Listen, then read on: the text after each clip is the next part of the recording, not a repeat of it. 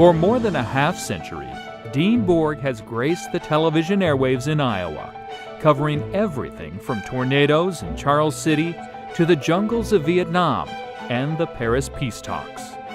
But Borg found a longtime home at Iowa Public Television and the political roundtable program, Iowa Press.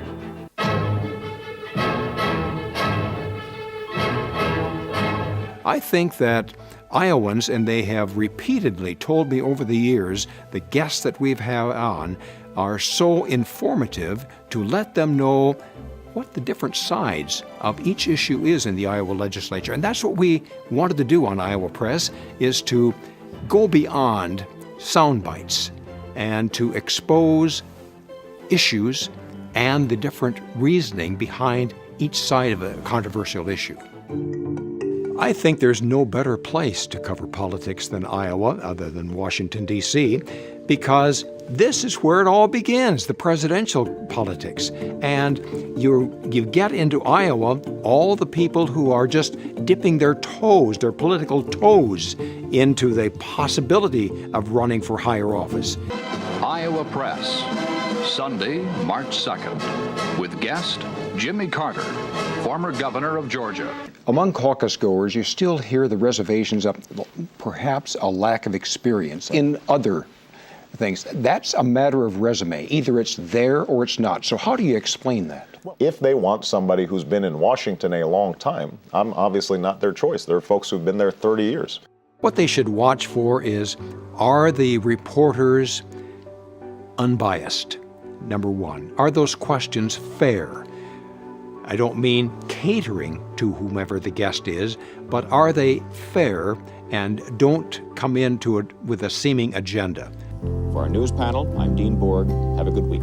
For our panelists today, I'm Dean Borg. Thank you for joining us. Good afternoon. I'm Dean Borg. Thanks for joining us. We'll see you next week. I'm Dean Borg, and thanks for joining us today.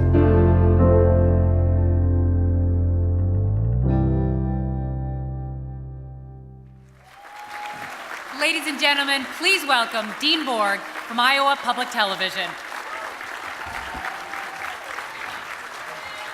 Congratulations.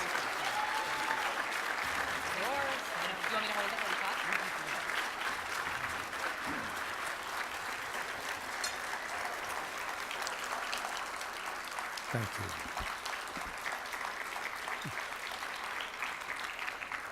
Thank you so much, ladies and gentlemen. Thank you for that kind support, especially that I'm so very much aware of the talent convened here tonight.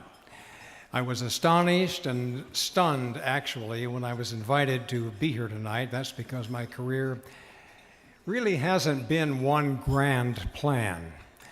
In fact, serendipity perhaps better describes it, but isn't that the nature of news?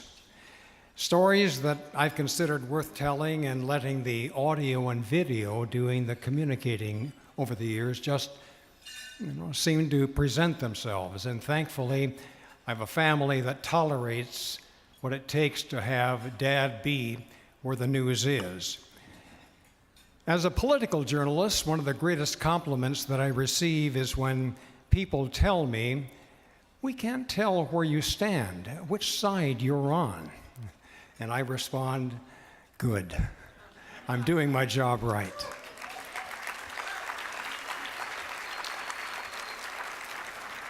I've been exceedingly fortunate to have been taught those principles of journalistic responsibility and fairness by faculty and many, many mentors over the years who've corrected, and believe me, them corrections.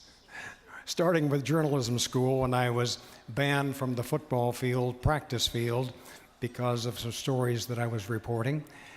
But that's for another day. Thank you for your kindness in providing this unbelievable honor to me. Thank you so much.